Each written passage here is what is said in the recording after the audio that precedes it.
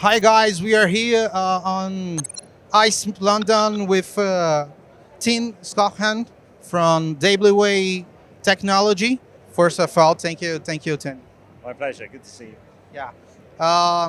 First of all, what are your expectations for ICE? The Ice is a fantastic show. I mean, everyone knows this is the last year in London, which is a bit of a shame, but it's a fantastic show. The expectations for us as a company, I know if you look around, that we put a lot of effort into promoting our brand. As a B2B, that's quite complex. As you walk around this conference, there are many B2B providers. So, you know.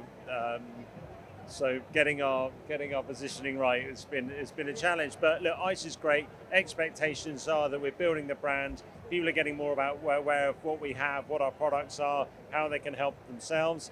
But also for us to go and look at some of these other brilliant companies and understand what they're doing, and if there's and to kind of compare ourselves to where we are and get some ideas from some of the other brilliant offerings that people come up with and provide and are showcasing here at this event.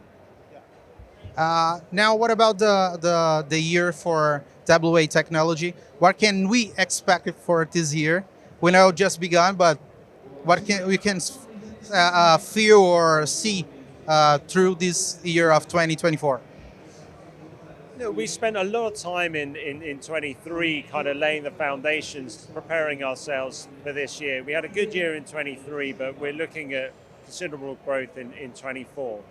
And the foundations that we've laid to enable us to do that were developments on our platforms in terms of customization, in terms of security, in terms of providing fully fledged data suite, um, looking at launching additional products, lottery being a big one for us, and continuing to build out the product suite within our free-to-play gaming and fantasy games to go alongside our casinos and sports books.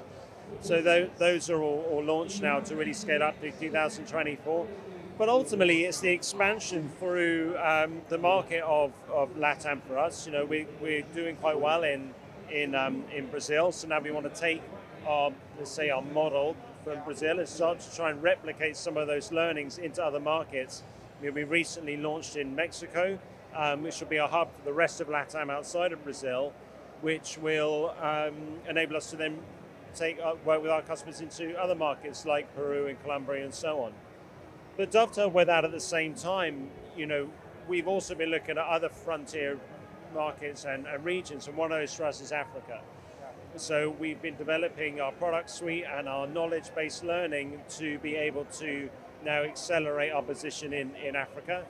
We've done a recent joint venture with a company with a really smart piece of technology, which we can integrate what we have as well in terms of content, some of our features, to make it relevant to the African market. So 2024 is very much, of course, looking forward in terms of the year, but trying to put into place and monetize all the foundations we laid in 2023, including features in terms of product, in terms of local knowledge, and responding to the different nuances of those regions within LATAM and Africa. Yeah, awesome. That's awesome. And what about the Brazilian regulation? I think it's a very sensitive question, but what do you think about that? Look, it's really exciting when a market regulates. And as I mentioned, we're already um, we're quite present in Brazil because the partners that we're working with there. So that's exciting for us and exciting for them. Of course, I recognise that it also comes with its challenges and it comes with the setbacks, and navigating around that to make sure that you're following the rules and the regulations that have now been in place to make sure markets are better governed and so on and so. That is always a challenge, but it's an opportunity as well, and that's how we see it. We're not coming into it now. We've been there for a couple of years, so we've got some good knowledge of the market. We've got some good platforms that respond specifically for that market. We've got a really good client base, or shall I say partner base. That's how we consider our relationships with our customers. It's more of a partnership to work through how we make sure that regulation is supportive of us, our business, our customers, and of course their customers. So as you say, it's it seems to be about every day you read something and something a little bit different. It's quite hard to have a direct opinion on it at the moment, but certainly as a company, we take very seriously, and and we're responding accordingly. Awesome. That's good. Thank you very much for your time for your interview, and we want to thank you. My pleasure. Have a good day. Pleasure. Thank you. Bye.